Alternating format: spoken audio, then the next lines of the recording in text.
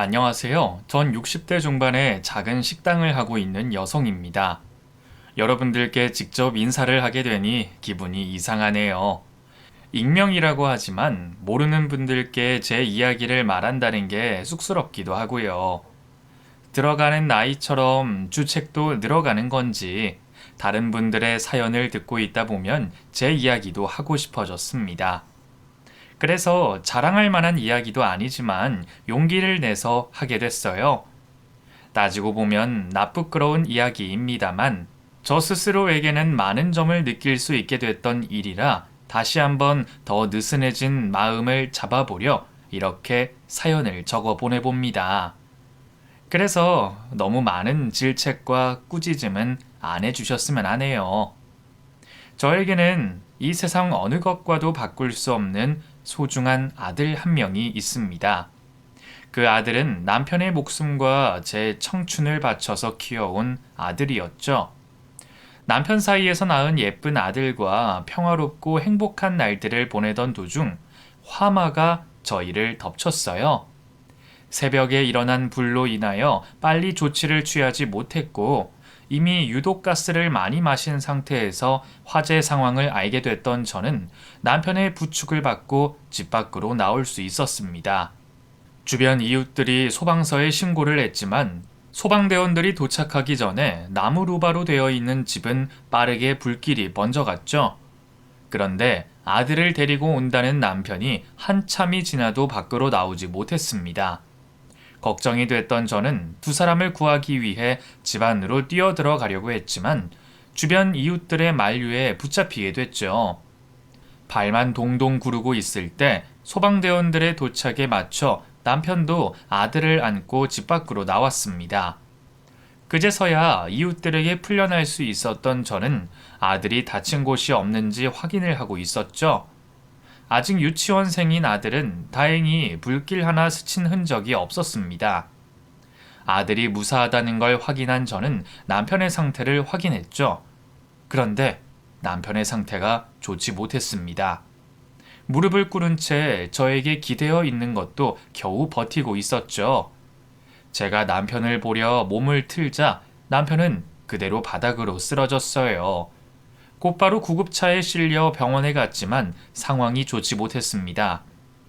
불길 안에 너무 오랜 시간이 있어 흡입 화상이 있었고 유독가스 또한 너무 많이 마셔 혼수 상태에 있었죠. 나중에 어린 아들에게 들었던 상황으론 불길을 보고 무서웠던 아들이 침대 밑으로 숨었고 그로 인해 아들을 찾던 남편이 불길 속에 오래 있게 된 겁니다.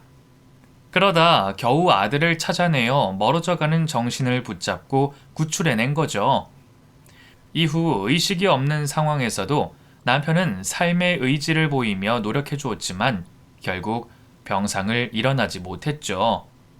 언제까지 제 곁에서 든든한 울타리가 되어줄 것 같았던 남편은 그렇게 세상을 떠나고 말았습니다. 세상이 무너진다는 게 어떤 느낌인지 그때 알았어요. 하지만 무너지는 하늘에도 전 주저앉아 있을 수만은 없었습니다. 남편이 자신의 목숨을 바쳐가며 구해온 아들을 위해서 말이죠. 남편을 마음속으로 떠나보내지도 못한 채 전 아들을 위해 살아야 했습니다. 아들을 보란듯이 잘 키워야 먼저 세상을 떠난 남편에게 보답하는 일이라고 생각했고, 그래서 그 누구보다 귀하게 키우려고 했죠. 여자 혼자서 일을 하니 형편이 넉넉하지는 않았지만 그런 집안 형편에서도 아들에게만큼은 뭐든 제일 좋은 것으로 해주려고 했어요. 아들에게 하는 건 남편에게도 하는 거라고 생각하면서 말이죠. 다행히 아들은 제 기대에 맞춰 잘 자라주고 있었습니다. 학업 성적도 우수했고 혼자 일을 하는 저를 끔찍하게 생각해줬죠. 아들이 유일한 제 삶의 희망이었고 삶을 살아가는 이유였습니다. 제 말을 단 한 번도 거역하지 않았던 아들은 저와 같이 고민한 대학과 학과로 진학을 하게 됐고 제 자랑이 되어갔죠. 하지만 제가 생각해도 그때의 저는 너무 극성이었습니다. 고등학생 때까지는 아들의 모든 걸 다 챙겨준다고 해도 성인이 된 대학생부터 조금씩이라도 아들에 대한 관심을 줄여야 했는데 그러질 못했던 거죠. 옷 입는 것부터 학교 스케줄까지 제가 모두 다 관여를 한 거예요. 그런데도 착한 아들은 다른 말 없이 따라줬습니다. 그땐 그게 당연한 거라 생각하고 있었는데 아들은 마음속에 저에 대한 불만을 쌓아가고 있었던 거죠. 어느 날 아들은 자신에 대한 관심이 부담된다며 줄여달라고 부탁을 해왔습니다. 동현아, 내일 과에서 하는 주점 엄마가 걱정돼서 그러는데 안 가면 안 될까? 네? 이미 학과 사람들과 약속한 건데 어떻게 빠져요? 그래도 엄마 입장에서는 걱정이 돼서. 어머니, 저도 성인이에요. 이제 더 이상 어머니 보살핌은 필요 없다고요. 군대까지 다녀온 아들 입장에서 생각해 보셨어요? 숨이 막힌다고요. 이 나이에 어머니 계획에 맞춰서 사는 사람이 어딨어요? 제발 그만 좀 하세요. 숨이 막혀온다고 하더군요. 그 말이 저에게는 큰 충격으로 다가왔습니다. 지금까지 내가 아들을 어떻게 대하고 있었나 되돌아보게 해줬죠. 제 잘못을 인정했고 아들의 뜻을 존중해 주기로 했어요. 그렇게 아들 일에 대해 관심을 억지로 외면하며 아들을 믿고 지내게 됐죠. 제 걱정과 달리 아들은 제 보살핌 없이도 잘 지내는 모습을 보여주었고 이전에 비해 한결 부담감이 없어진 아들은 저와 전보다 더 좋은 사이가 되어 지냈습니다. 이후 아들은 자신의 사생활 중 특히 연애 관련해서는 어떠한 언급도 해주지 않았습니다. 부모로서 다른 건 몰라도 결혼할 때가 된 아들이 누굴 만나고 있는지는 궁금할 수밖에 없었지만 이전에 있었던 일로 인해서 절대 물어보지 않았죠. 몰래 훔쳐보는 것조차 하지 않았습니다. 때가 되면 며느리 될 사람을 데려오겠지 싶어 쏠리는 관심에도 억지로 마음을 돌렸죠. 그런 아들이 저에게 먼저 만나고 있는 여자친구가 있다며 자신의 연애를 알려왔어요. 진심으로 마음에 드는 여자와 연애를 하고 있다는 아들은 뭐가 그렇게 좋은지 여자친구에 대해 설명을 하는 내내 웃으며 칭찬을 저에게 해왔죠. 다행히 좋은 여자를 만나고 있어 안심이 되면서도 한편으로는 아들이 여자친구에게 너무 빠져 있는 게 아닌가 싶어서 걱정이 되기도 했죠. 저에게 연애 사실을 밝히고 나서는 더는 숨기지도 않고 여자친구를 소개시켜줬고 얼마 지나지 않아 결혼을 하고 싶다며 말해왔습니다. 연애를 시작한 지 1년도 안 돼서 말이죠. 그때까지는 단순히 지금 사귀는 여자친구와 결혼을 나중에 하고 싶다는 걸로 이해했어요. 그런데 어느 날 아들이 정식으로 결혼 인사로 여자친구가 올 거라며 말을 해왔죠. 마음의 준비를 채 하지 못하고 며느리가 될 아이의 인사를 받게 됐습니다. 예쁜 얼굴을 하고 있었지만 저 얼굴에 속아 넘어가서는 안 되겠다고 생각했죠. 아들 평생의 반려자가 될 사람이니 제가 눈에 불을 켜고 확인을 하려고 했어요. 그런데 며느리가 될 정연이라는 아이는 너무나도 완벽한 아이였습니다. 어린 시절 이민을 가게 된 정연이는 집안도 넉넉한 편이었고 대학도 미국에 있는 유명 대학을 나왔다고 했죠. 외국계 회사를 다니다 한국 지사로 들어오게 됐고 이직을 하기 전에 잠시 휴식을 가지다 아들을 만났다고 했습니다. 어른 앞에서 보이는 예절이나 말투에서 느껴지는 걸로 보아 많이 배운 것 같았고 성품도 훌륭한 것 같았어요. 주말에는 보호시설에 가서 봉사활동을 할 만큼 착하기도 했고요. 솔직히 며느리감으로서 이보다 더 완벽할 수는 없을 것 같았습니다. 그런데 눈을 씻고 찾아도 결점을 찾기 힘든 그 완벽함이 저에게는 너무 부자연스러워 보였습니다. 그래서 결혼을 준비하며 기대를 하고 있는 아들에게 조금 천천히 생각하면 어떻겠냐고 말하게 됐죠. 동현아, 그래도 결혼이라는 게 이렇게 급하게 해서는 안 될 것 같은데 결혼을 아예 물으라는 게 아니고 천천히 생각하면 어떻겠니? 결혼하면 책임을 져야 하는 것들도 많은데 그것들에 대해서도 좀 자유로워지고 너희 둘이 연애에서만 느낄 수 있는 즐거움을 다 즐기고 나서 결혼을 해도 되는 거잖아. 어머니, 좋게 포장해서 말씀하시지 말고 본래 하고 싶으신 말씀 하세요. 결국 둘 중 하나 아니에요. 저를 곁에서 떠나보내는 게 싫으시거나 정연이가 마음에 안 드시는 거겠죠?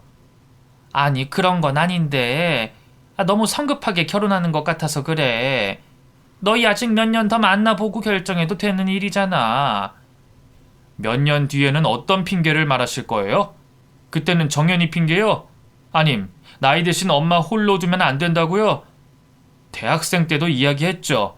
제발 저에 대한 기대와 집착 그만 좀 하시라고요. 어머니께서 충분히 밖에서 자랑할 수 있게 잘 자랐는데 이걸로 부족하세요? 다른 부모들은 결혼 못 가서 걱정이라고 하는데 결혼하는 제가 문제인 거예요? 평생 제가 어머니만 바라보고 살까요?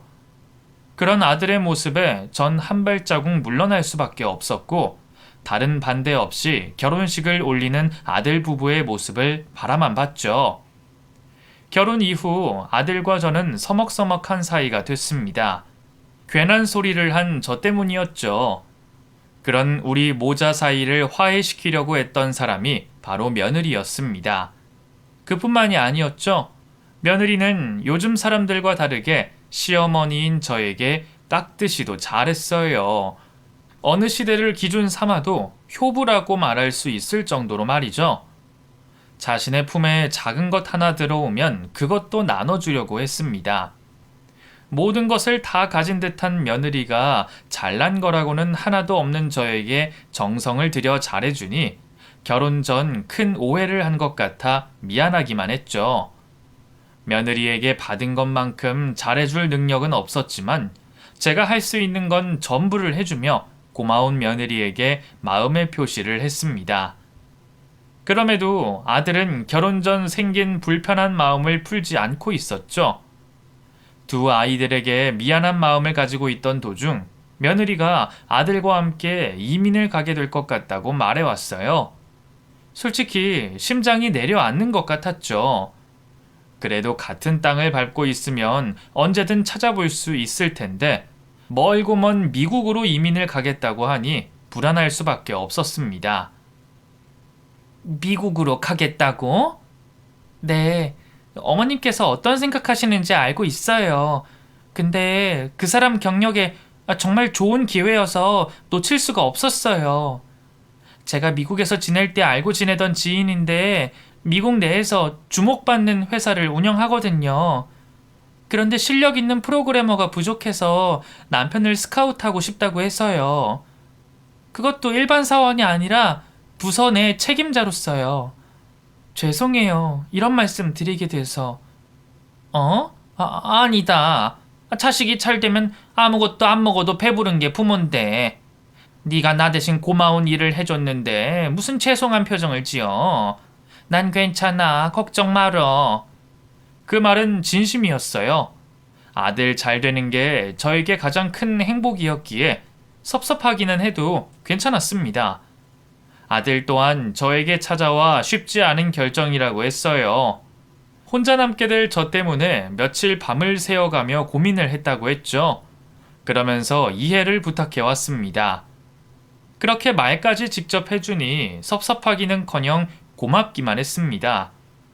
그날의 대화를 계기로 아들과 저는 화해를 하게 됐고 이민을 가기 전 얼마 남지 않은 기간 동안 많은 추억을 쌓기 위해 즐거운 시간을 보내게 됐죠.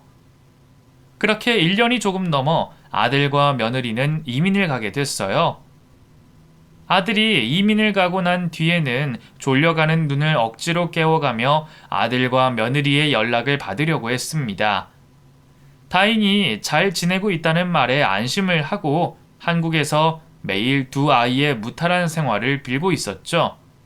그런데 어느 순간부터 아들과 연락을 하기 힘들어졌어요. 걱정이 됐던 저는 며느리를 붙잡고 물어볼 수밖에 없었죠. 근데 요즘 동현이와는 전화 통화하는 게 힘드네. 무슨 일 있니? 큰일은 아니고요. 아무래도 생활이 조금 익숙해지니까 아예 처음 왔을 때보다는 적응하는데 힘들어하고 있어요. 이제부터 본격적으로 이민에 적응해 가는 거죠. 그리고 업무 환경이나 방식도 한국과 달라서 힘들어하고 있고요. 너무 걱정은 하지 마세요. 그 사람 워낙 능력 있으니까 잘 적응하겠죠. 제가 옆에서 내조 잘하면서 잘 챙길게요. 적응으로 정신이 없다는 말에 걱정이 될 수밖에 없었지만 그래도 옆에 정연이가 있어 한시름은 덜었습니다. 제가 직접 해주는 것보다는 마음이 덜 놓이긴 했지만 그래도 그 상황에서 최선이라고 생각됐죠. 가끔 아들이 먼저 연락이 오기는 했습니다. 그 통화 때마다 아들은 타지 생활에 힘이 많이 드는지 오랜만에 통화임에도 저에게 단답형으로 말하며 많이 피곤한 모습을 보였죠. 내 욕심에 피곤한 아들의 쉬는 시간을 빼앗는 거라 생각해서 전보다 통화를 줄이기로 했습니다. 부모가 돼서 아들에게 부담을 줘서는 안 되겠다고 생각한 거죠. 아들의 소식은 며느리를 통해서 알 수 있었으니 그것으로 만족하자며 저 자신을 설득시켰죠. 그런데 언제부터인가 가뭄에 콩나듯 하던 아들과의 통화가 아예 연락되지 않았어요. 며느리 또한 마찬가지였죠. 걱정이 되어 주변 사람들에게 미국에 연락할 방법은 없는지, 혹시 제 연락을 피하는 건 아닌지 확인을 해보고 있었어요. 사돈되는 분들께도 연락을 해봤지만 연락이 되지가 않았습니다. 밤을 새워가며 아들의 걱정을 했고 미국을 가야 하는 건지 고민을 하고 있었죠. 그때 며느리가 연락을 해왔어요. 공항이라고 했습니다. 그리고 아들이 사라졌다고 말해왔죠. 다 큰 성인이 사라졌다는 게 이해되지 않았던 저는 며느리가 집으로 올 때까지 기다릴 수 없어 공항에서 집으로 오고 있던 며느리를 중간에서 만나게 됐죠. 너 아까 한 말이 무슨 말이야? 동현이가 사라지다니. 저도 무슨 일이 벌어지고 있는지 모르겠어요, 어머님. 남편이 갑자기 사라졌어요. 며느리의 눈물에 문제가 심각하다고 생각이 들어 자리에 털썩 주저앉아 버렸습니다. 혼미해지는 정신을 겨우 차리며 며느리에게 어떻게 된 일인지 다독여가며 물었죠.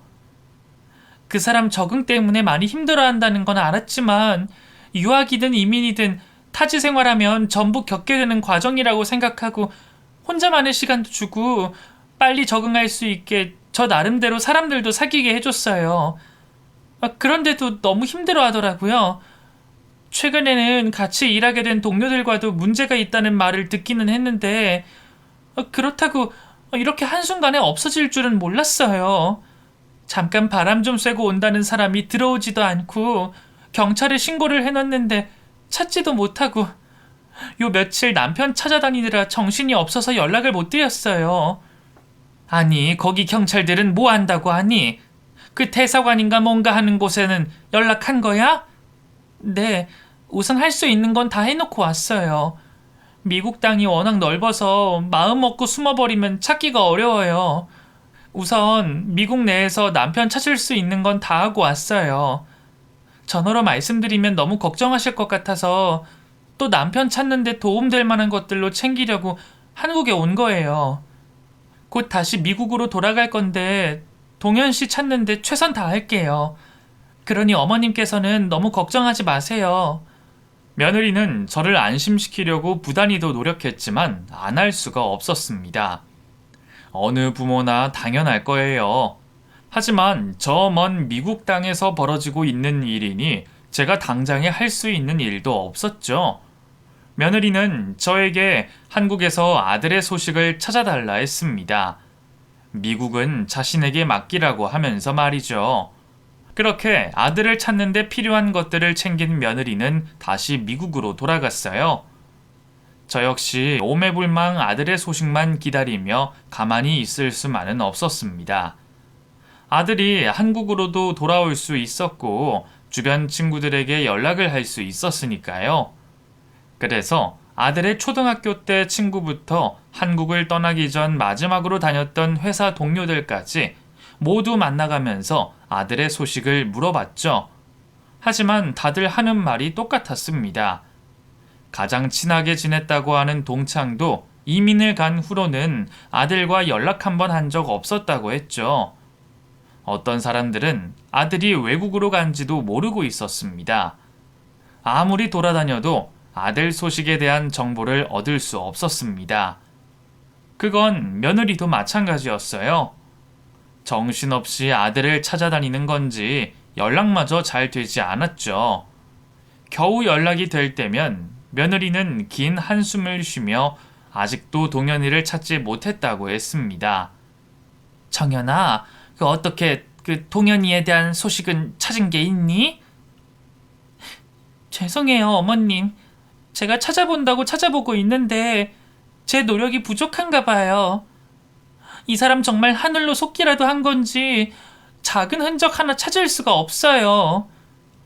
아이고, 이 녀석 도대체 어디로 숨어버린 거라니. 울지 마라, 아가. 내가 미국으로 건너가마. 내가 영어 하나 못한다고 해도 혼자 찾는 것보다는 둘이 찾는 게 도움이 되지 않겠니? 내가 실종 전단지 돌리면서 돌아다니마. 아니에요. 동현씨 향수병으로 한국을 그리워했으니 도락을 쓸 수도 있어요. 어머님께서는 계속해서 한국에서 그 사람 지인들 통해서 연락은 없었는지 알아봐 주세요. 그리고 여기는 저 아시는 분들이 계속해서 도와주고 계세요. 그래도 내 자식이 그 나라에서 사라졌다고 하고 여기에는 작은 흔적조차 없는데 어떻게 무작정 거기 소식만 기다리고 있겠니? 또 너 많이 힘들어하는 게 느껴져서 내가 마음이 너무 쓰인다. 혼자 힘들어하면서 견디는 것보다는 둘이서 아픔을 나누는 게 낫지 않겠니? 여기로 오시면 제가 어머님을 신경 써야 해서 동현씨 찾는 일에 집중을 못할 것 같아서요. 도와주시는 분들도 많고 한국 대사관 분들과 현지 경찰들도 동현씨를 찾고 있으니까 어머님께서는 한국을 맡아주세요. 저야 도와주시는 분들이 많아서 미국 넓다고 해도 막막하지 않은데 어머님께서는 홀로 전국 찾아다니셔야 하니 저보다 더 힘드시죠. 제가 가서 도와드려야 하는데 남편이 어느 나라에 있는지 모르니까 죄송해요. 그래, 네 말도 일리가 있다. 내가 가서 도움이 되면 얼마나 되겠니? 동현이가 한국으로 들어와서 어디 조용한 데 있을 수도 있고 워낙 엄마한테 간섭받기 싫어하던 아이니까 친구들과도 입을 맞출 수도 있어. 네 말대로 내가 한국에서 동현이를 계속해서 찾아보마. 거기서 아주 작은 소식이라도 알게 되면 꼭 내게 전화해다오. 그게 한밤중이든 새벽이든. 알겠지? 며느리의 말에 따라 전 우리나라 전국을 돌며 동현이를 찾아 헤매다녔습니다. 동현이가 과거에 작성한 일기와 메모에 적힌 지역은 전부 다 찾아다녔죠. 수학여행, 군생활, MT, 친구들과 여행 등등 과거 동현이의 발길이 닿은 적 있는 곳이라면 모든 곳을 찾아다녔습니다. 그리고 동현이를 아는 지인들에게 동현이에 대한 정보를 숨기는 것 없냐며 애원을 하듯 물었어요. 하지만 정말 한국으로 들어오지 않은 것인지 어디에서도 동현이에 대한 소식을 찾을 수 없었죠. 그렇게 속이 새카맣게 타들어가며 3년이라는 시간이 지났습니다. 이제 정말 이 나라에는 동현이가 없는 게 확실했어요. 제가 직접 미국을 가보려고 했죠. 거기다 얼마 전부터 며느리가 연락이 되지 않는 게 미국을 가야겠다는 생각에 무게를 더 실어줬습니다. 동현이를 찾아야 하는 건 당연했고 불쌍한 며느리 신변에도 문제가 있을까 걱정이 되어 더는 한국에 있을 수만은 없었죠. 홀로 미국행을 알아보게 됐고 여권과 비자를 만들기 위해 바빠졌습니다. 서류 준비를 하고 집으로 돌아왔는데 우편함에 희한하게 생긴 편지 봉투가 들어와 있었어요. 무슨 편지인가 싶어 꺼내봤더니 글쎄 3년 넘게 찾아 헤맨 아들의 이름 석자가 적혀 있었죠. 아들 이름 석자에 눈이 돌아갔던 저는 급히 그 자리에서 편지 봉투를 열고 내용을 확인하게 됐어요. 그리고 그곳에는 정말 충격적이고 놀랄 만한 내용들이 적혀져 있었죠. 아들은 지난 3년 동안 숨어 있었던 게 아니었습니다. 아들은 감옥에 갇혀 있었죠. 그것도 미국도 한국도 아닌 필리핀 감옥이었습니다. 아들이 왜 미국도 한국도 아닌 필리핀 감옥에 수감되어 있는지 소상히 알고 싶었지만 편지지 안에는 이 모든 게 며느리에게 속아 넘어가 생긴 일이라는 말밖에 적혀 있지 않았습니다. 대부분의 내용은 지난 3년 동안 감옥 안에서 얼마나 힘들게 지내고 있는지, 또 자신이 억울한 누명을 벗으려면 돈이 필요하다는 내용이 적혀져 있었죠. 몇 번이고 저에게 편지를 보냈다고 합니다.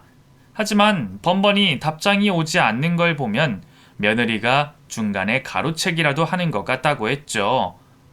자신에게서 편지를 받은 내용을 그 어느 누구에게도 절대 알리지 말라고 했습니다. 아들의 필체가 확실했고 3년 만에 찾은 소식이니 이 편지가 가짜라고 해도 아들이 있다고 하는 필리핀으로 갈 수밖에 없었죠. 저는 곧바로 필리핀으로 가게 됐고 아들이 수감되어 있는 감옥으로 찾아갔어요.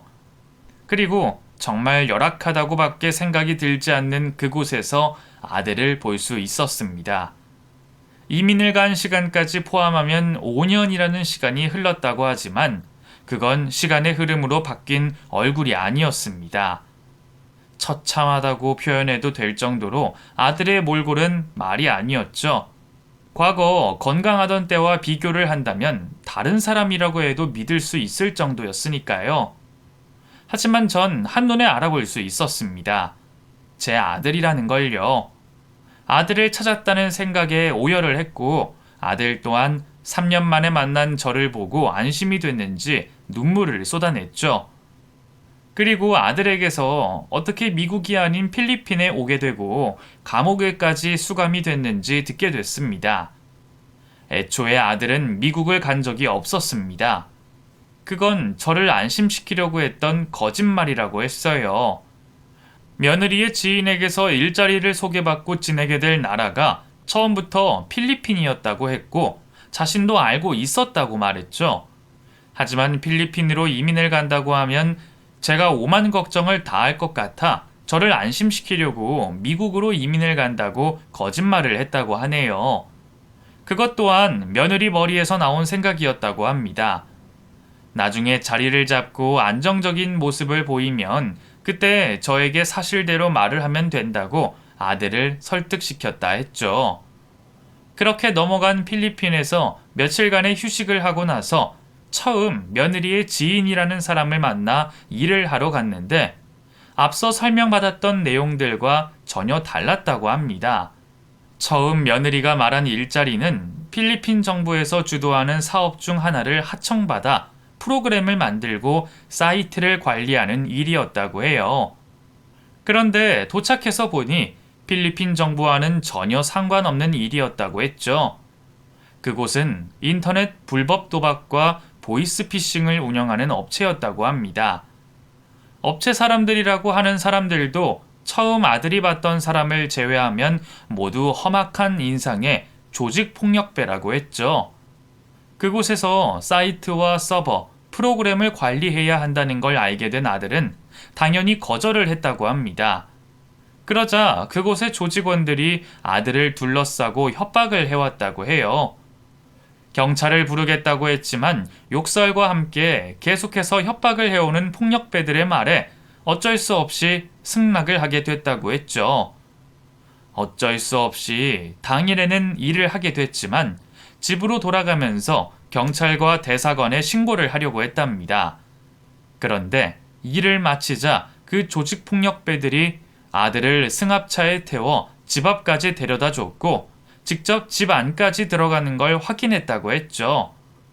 애초에 세운 계획은 틀어졌지만 집안에서 그 계획을 실행하려고 했고 며느리와 자신의 신변을 지키기 위해 그곳을 도망치려고 했어요. 며느리에게 그날 있었던 일을 설명하고 도망을 치자 했는데 어쩐 일인지 며느리가 꼼짝도 하지 않고 아들을 쳐다만 봤다고 합니다. 그러더니 어디론가 전화를 했고 곧이어 낮에 업체에서 본 조직폭력배들이 들어왔다고 했죠. 네, 그렇습니다. 사실 며느리와 그 조직은 한패였던 거예요. 개발자인 아들에게 일부러 접근을 해왔던 거고 자신들의 경비를 최소한으로 아끼기 위해 필리핀까지 데리고 온 거였습니다. 결국 아들은 집에서는 며느리에게 회사에서는 조직원들에게 감시를 받아오며 범죄에 동참하게 됐다고 해요. 밤낮 할 것 없이 자신을 감시하는 상황에 정말 어쩔 수 없이 일을 할 수밖에 없었던 거죠. 물론 몰래 도망치기도 했습니다. 늦은 밤 잠을 자고 있는 며느리 몰래 화장실을 가는 척 안방에서 나온 아들은 여권과 지갑만 가지고 도망치려고 했죠. 그런데 건물을 나오자마자 앞에 주차되어 있던 승합차에서 조직원이 나와 곧바로 붙잡혔다고 했어요. 조직원들은 도망치려고 했던 아들을 집 안으로 데려가 무참히 폭행을 했다고 합니다. 그 상황을 며느리는 차가운 눈빛으로 쳐다보기만 했고요. 이후 더 삼엄해진 감시로 도망은 꿈에도 생각할 수 없었다고 합니다. 화장실 가는 시간, 잠시 담배를 피는 시간마저 감시가 붙었고 휴대폰조차 일일이 확인을 받아가며 했다고 했죠. 그러면서 한국에 있는 제가 다른 의심을 하지 못하게 아들과 잠시 통화를 시켜줬었고요. 그때 아들이 피곤해서 단답형으로 말했던 게 아니었습니다. 통화를 할 때마다 흉기를 들고 있던 사람들에게 목숨을 위협당하며 통화를 하고 있다 보니 짧게 단답형으로 말할 수밖에 없었던 거죠. 하지만 아들은 그곳을 도망치는 일을 포기하지 않았다고 합니다. 분명 다음번의 기회는 찾아올 거라고 생각하며 그들 뜻대로 일을 하고 있었다고 했죠. 그러다 아주 잠시 담배를 피는 자신에게 감시가 떨어졌다는 걸 알았다고 해요. 그 기회가 마지막일 수도 있다고 생각한 아들은 뒤도 돌아보지 않고 업체 건물에서 도망을 나왔고 몸을 숨겼죠. 매일 안대가 가려진 채로 승합차를 타고 집과 업체만 왔다 갔다 했으니 주변 지리를 알지 못했고 경찰서와 대사관이 어디에 있는지 알지 못했죠. 한동안 몸을 숨긴 아들은 현지인들에게 물어 경찰서를 찾아냈지만 그곳에는 조직원들이 대기를 하고 있었다고 합니다. 한인들이 머물고 있는 지역도 마찬가지였다고 해요. 평범한 회사원인 척하고 다니는 조직원들은 아들이 회사 내 범죄를 저질러 찾고 있다며 거짓 소문을 퍼뜨렸다고 하죠.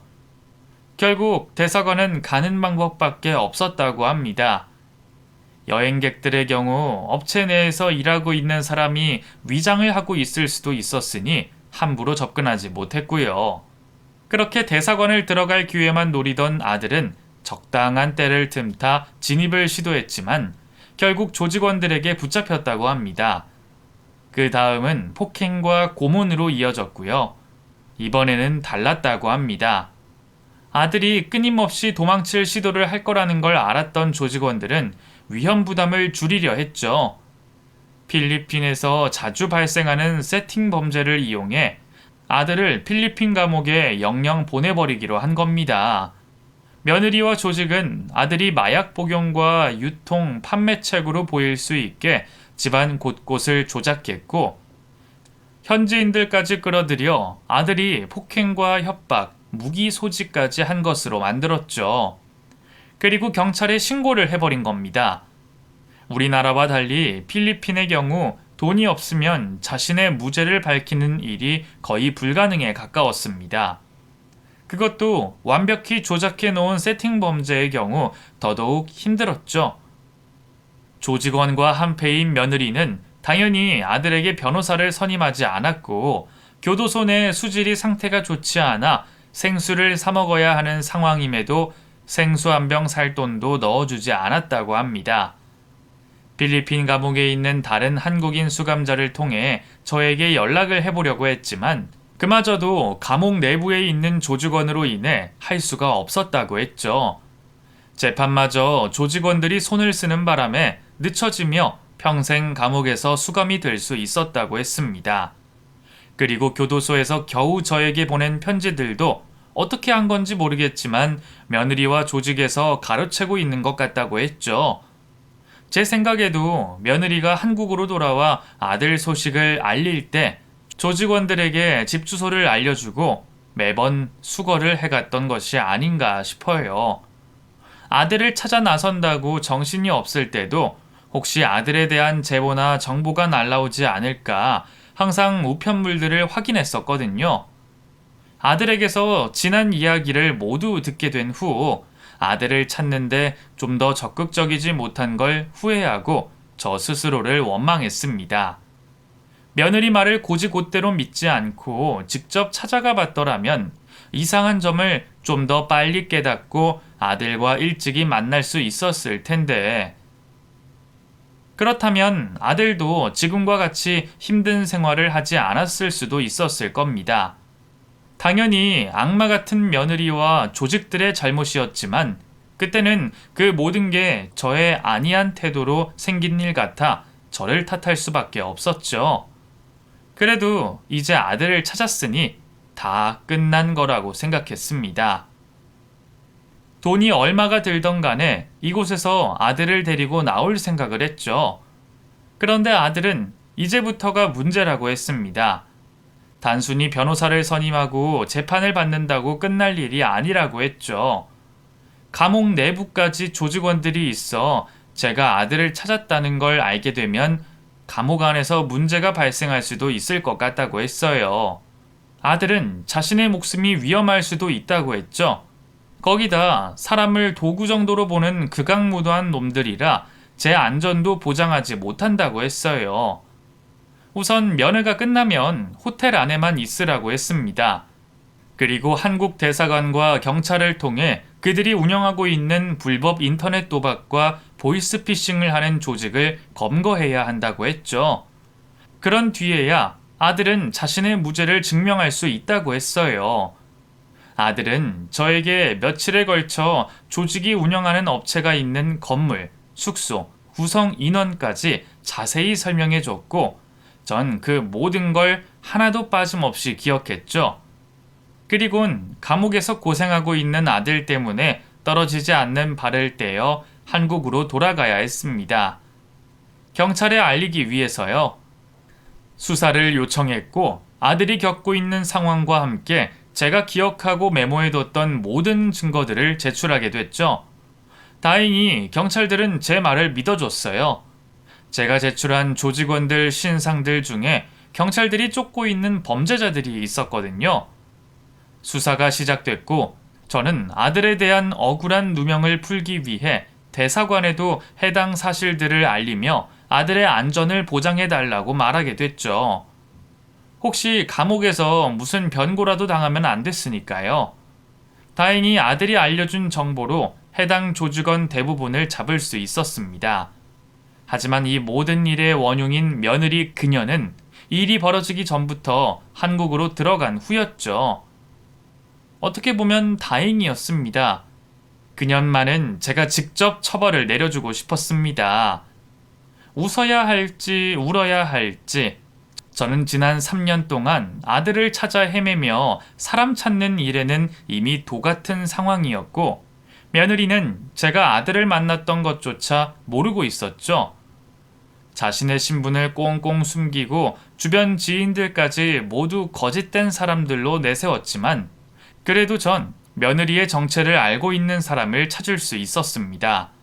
그리고 그 사람을 통해 여러 차례 사람들을 소개받게 된 저는 며느리가 숨어 있는 장소를 알게 됐죠. 우리 아들이 받은 고통의 시간을 되갚아줄 시간이 찾아온 거예요. 지방 소도시 원룸에 살고 있는 며느리 집으로 찾아갔지만 붙잡힌 동료들 소식을 들은 것인지 집안에서 한 발자국도 움직이지 않았죠. 밤에도 작은 불빛 하나 새어나오지 않았어요. 며칠 동안 며느리의 집이 보이는 여인숙에서 묵고 있던 저는 새벽 시간 먹을 음식을 사올 며느리를 확인하게 됐죠. 그리고 며느리가 집으로 들어가려는 그 순간 닫히는 문을 잡고 며느리를 안으로 밀어 넘어뜨렸습니다. 당신 뭐야? 누군데 함부로 남의 집에 들어와? 나다 이년아. 어머님. 어머님께서 여기를 어떻게... 어머님? 이년이 누가 네 어머님이야? 나랑 우리 아들을 잘도 속여놓고 어머님이라는 소리가 나와? 이런 곳에 숨어 있으면 아무도 못 찾을 줄 알았어?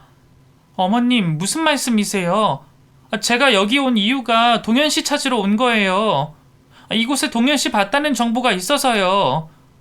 거짓말을 하는 그년에게 옆에 있던 프라이팬을 집어서 후려 갈겼습니다. 뻔뻔한 모습에 도저히 참을 수가 없었죠. 내가 아직도 모를 줄 아니? 네가 우리 아들 속여서 결혼하고 범죄에도 이용했잖아. 너네 조직들 정보 내가 아들에게 받아서 경찰에게 넘겼다.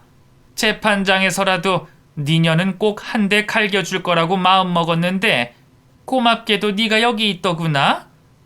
이미 법은 법대로 다 알아봤으니 특수폭행으로 고소하려면 해라. 이미 아들 그곳에서 빼낼 준비는 다 해놨으니 나도 이곳에 미련 없다. 그리고 죽기 싫으면 네 손으로 직접 경찰에 전화하고. 그때부터 일방적인 저의 폭행이 시작됐어요. 우리 아들이 그년 때문에 맞고 당한 일을 생각하면서 때리는 게 힘에 부쳐도 악을 쓰며 때렸죠. 작은 원룸에 도망갈 곳은 없었습니다. 일방적으로 폭행을 당하던 그녀는 결국 스스로 경찰에 전화를 하게 됐죠. 곧이어 경찰이 번호키를 뜯어내고 들어왔고 그제서야 제 복수극을 마칠 수 있었죠. 이렇게 한다고 아들과 제가 겪은 일이 잊혀지고 풀리는 건 아니었지만 처벌받는 모습을 가만히 보고 있는 것보단 속이 시원했습니다. 경찰이 오고 나서도 저는 이정현 그 여자가 수배범이라는 걸 알리며 순순히 경찰들을 따라 나섰죠. 전 특수폭행과 협박, 주거침입 혐의로 기소가 됐고 징역 1년과 집행유예 2년, 보호관찰과 함께 90시간 사회공사도 선고받았습니다. 후회는 하나도 없었어요. 오히려 너무 일찍 신고가 된 것이 아쉬울 뿐이었죠. 고소도 하기 힘들게 아주 아작을 냈어야 했는데 제가 행동한 범죄에 대해 처벌을 받는 동안 아들은 변호사와 함께 누명을 밝히는데 애를 썼습니다. 다행히 조직원들에게서 나오는 진술과 정황, 증거로 인해 풀려날 수 있었죠. 하지만 그건 베트남 교도소에 수감된 죄에 관해서만이었어요. 한국으로 들어오게 된 아들은 불법 도박과 보이스피싱 범죄에 가담을 한 죄로 재판을 받아야 했죠. 목숨까지 위협받는 협박을 받은 것과 함께 범죄의 고의성이 없다는 것은 인정됐지만 처벌을 피할 수는 없었습니다. 그래도 양형을 받아 집행유예를 받게 됐죠. 아들이 구치소에서 나올 때 얼마나 울었는지 몰라요. 이제 정말 모든 것이 다 끝난 거라는 안도감에 평생 흘릴 눈물을 그날 다 흘렸죠. 아들도 저에게 미안해하며 어려운 시간을 자초해 만든 것에 대해 잘못을 구했습니다. 이후 아들은 회복할 시간이 필요했어요. 아무래도 범죄와 폭행에 노출이 된 환경에서 지냈고 그 이후에도 열악한 교도소에서 3년이라는 시간을 보냈으니까요. 정신적으로나 육체적으로 많이 지쳐 있을 수밖에 없었죠. 회복을 하기만 해도 모자랄 시간에 다 큰 성인이 나이든 부모에게 부담을 줄 수 없다며 아들은 중간중간 아르바이트도 해줬습니다. 다행히 지금은 아들도 과거와 같이 회복된 상태고요. 해오던 일은 그만두고 지금은 저와 함께 작은 식당을 운영하고 있습니다. 큰 일을 겪은 만큼 앞으론 아들과 저 모두 행복하게만 지내려고 많이 노력하고 있어요. 서로에게 섭섭하고 짜증날 일이 있어도 웃으면서 대하고 말이죠. 정말 우리 두 모자 행복하게 살아가려고 합니다. 꼭 그렇게 될 거고요. 이렇게 제 이야기가 마무리가 됐습니다. 한 가지 더 말할 게 있다면 아들 일을 겪으면서 해외에 아들과 비슷한 상황에 놓여 있는 많은 젊은 사람들을 보게 됐어요. 각자 상황은 다르지만 범죄를 저지르려고 한 사람들이 아니었습니다. 대부분 돈과 취업으로 사기를 당한 상황이었죠. 이곳에 저와 같이 자식을 둔 분들이 많을 텐데 자식분들에게 이런 위험한 일이 있다는 걸 알려주시고 항상 자식의 세세한 부분까지 봐주셨으면 합니다. 아들과 저와 같은 피해가 없길 바라면서요. 그럼 제 모자란 글솜씨에도 끝까지 들어주신 분들께 감사드리며 이만 글을 마치도록 하겠습니다.